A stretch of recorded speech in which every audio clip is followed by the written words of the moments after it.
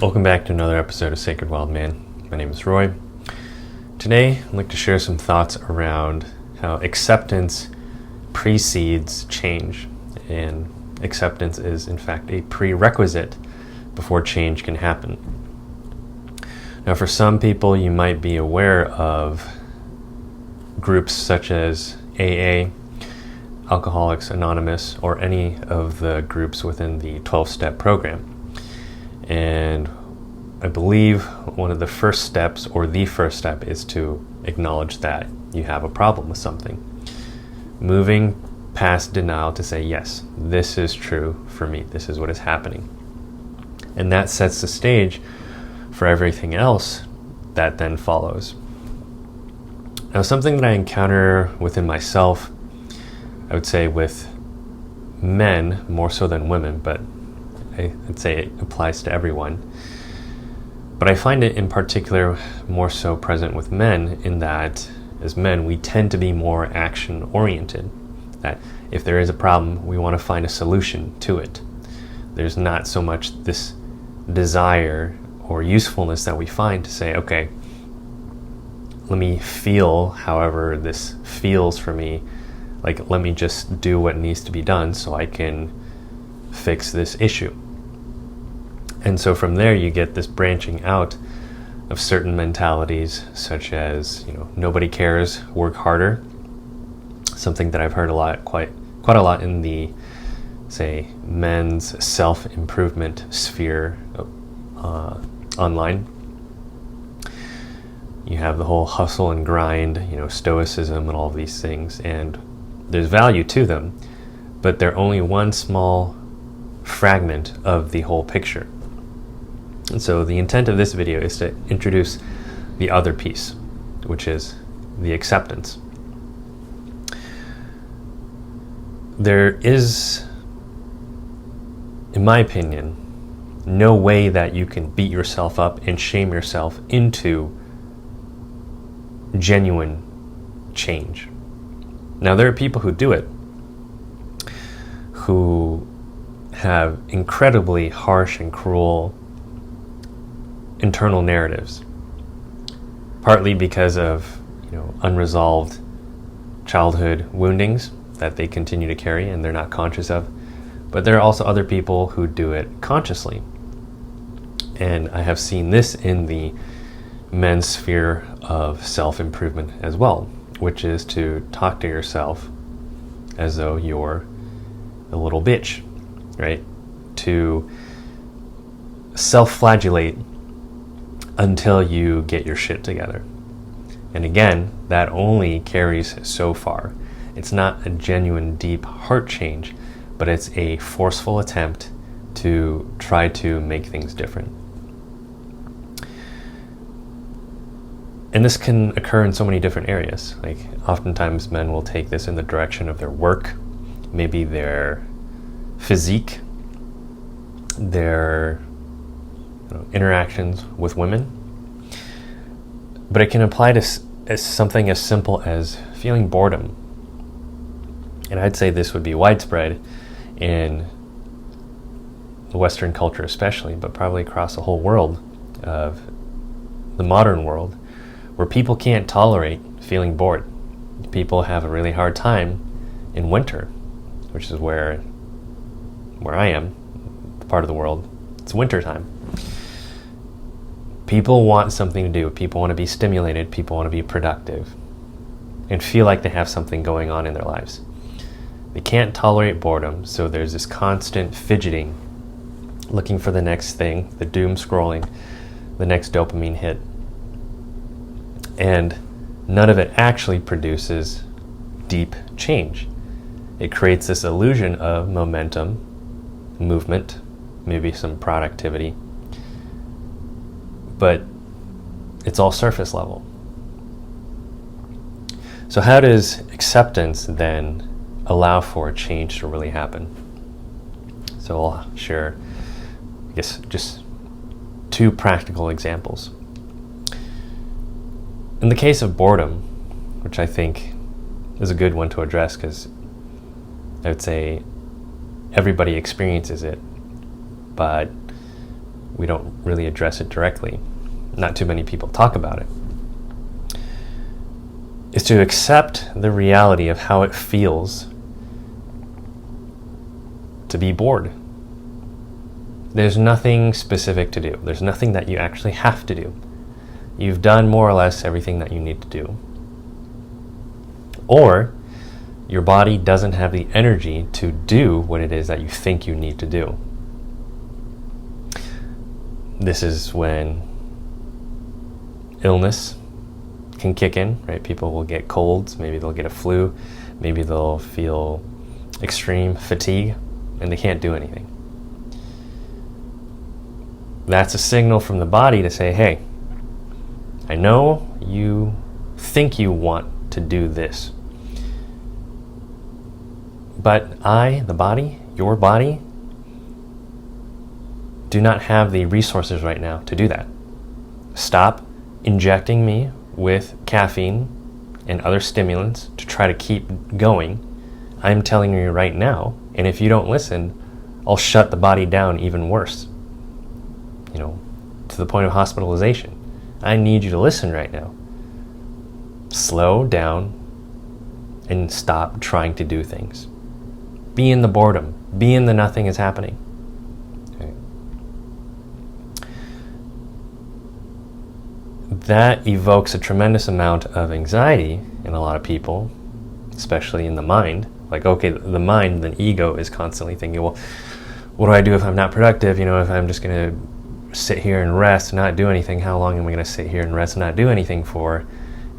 I want some level of assurance and certainty that this is going to end at some specific timeline that I want to determine and be able to grasp in my finite ability to grasp things from a rational but fear-based level. And the body doesn't have an answer for that. There is no specific timeline.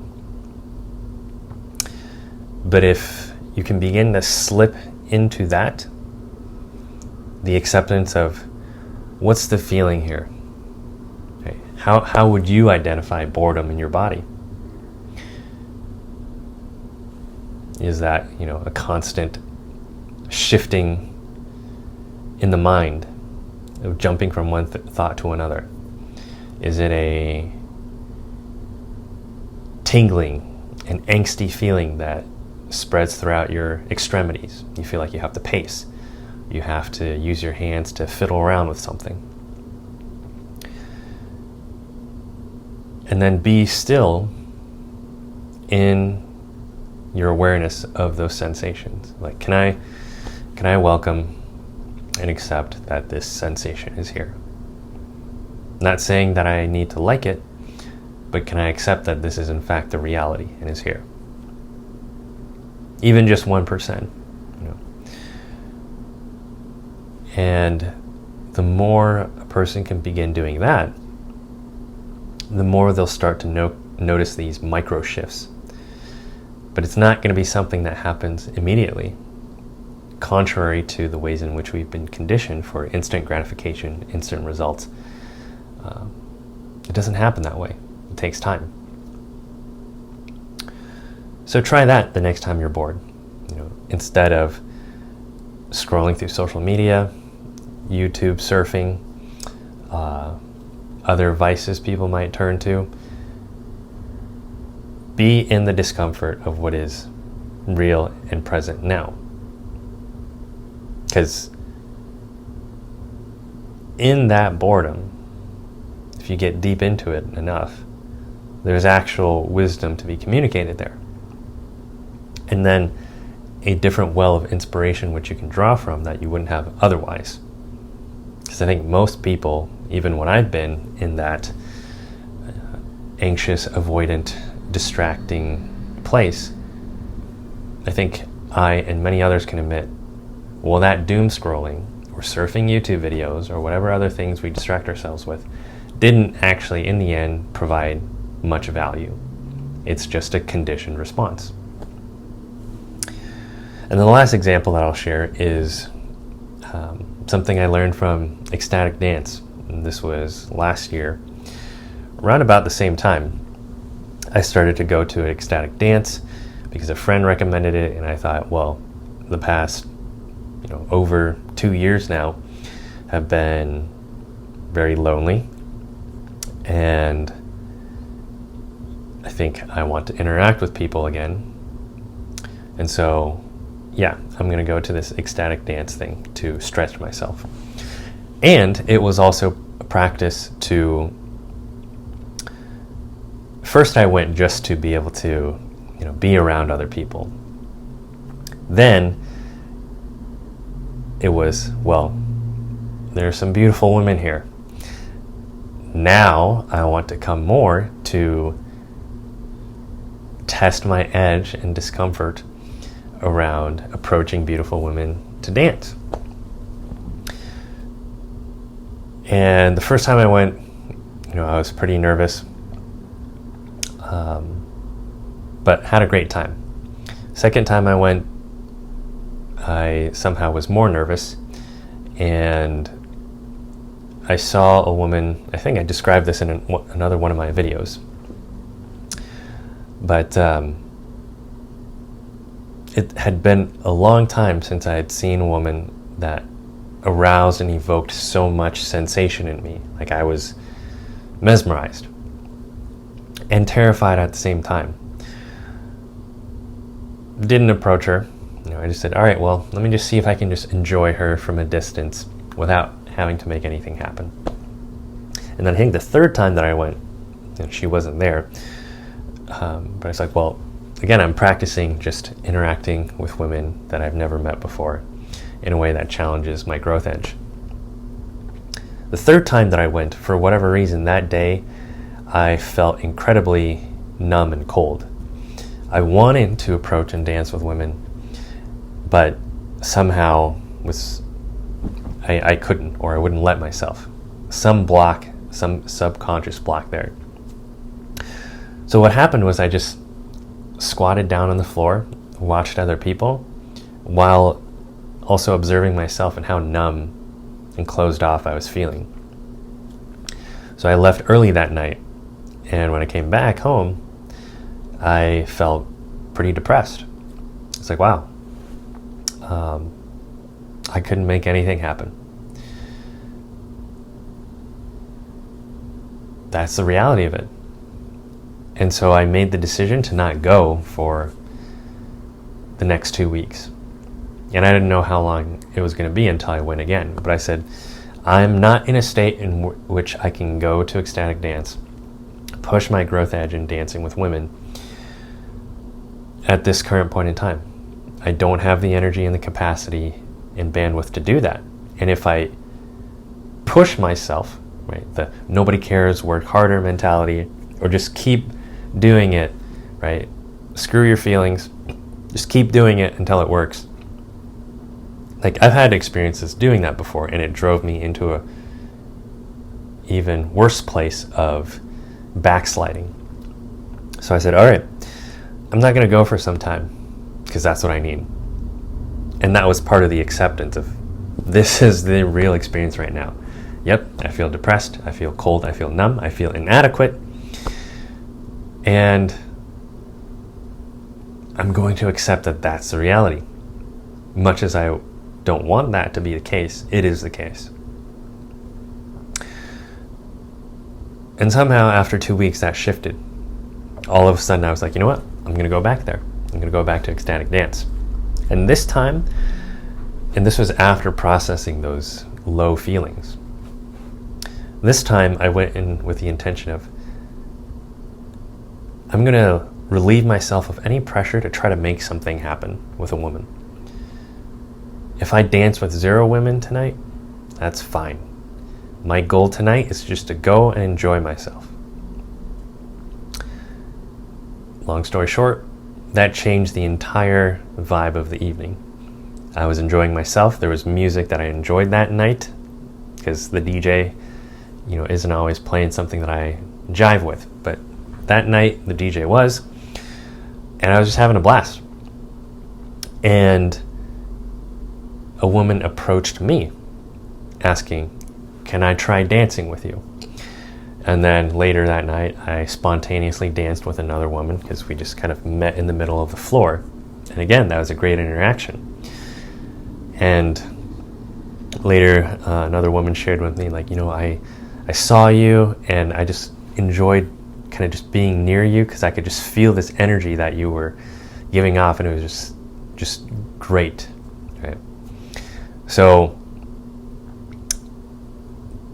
that all came from first acceptance, and then the intent to be okay with and enjoy where I was in that point in time. This didn't mean, don't try or don't aspire to what you want, to reach beyond your growth edge and to push your comfort zone. But it does mean that it isn't always necessary to approach that with this sort of, I'm going to war in order to break past this limit. Sometimes that is what is required. And other times, especially when that is no longer yielding helpful results and is in fact taxing your nervous system and your self-esteem, then it's time to come back to, all right, let me work with the more, let's say, yin approach. And then see if that shifts something. Because usually when it comes to these deeper blocks, I think, in my experience, the yin approach, the more softer, compassionate approach of what is real in here right now, is what allows those blocks to melt away. And then if you go more to the yang approach of to penetrate and to push forward, it works a lot better because the subconscious blocks have been dealt with, released, and so now you can actually push forward. So those are the ways in which I've experienced personally how acceptance is a prerequisite for change and precedes change. Once you can come to a place of acceptance and even be able to enjoy yourself in where you are, which is different from, all right, I'm just going to stay stagnant in this forever, right? That's my acceptance. It's different. It's accept this is what is real now. And I know there's more beyond this that I want. And that's what I'm aiming for. But first I have to start with what is real here. I have to accept that I'm making this amount of money. And if I want to make $1 million a year, first I have to make $100,000 a year. Those small little increments and acceptance of where one is before one can start to really move in the direction that they want. So that's all for today's video. If you have any thoughts you'd like to share, I'm happy to read them in the comments. And until then, I will see you in the next video.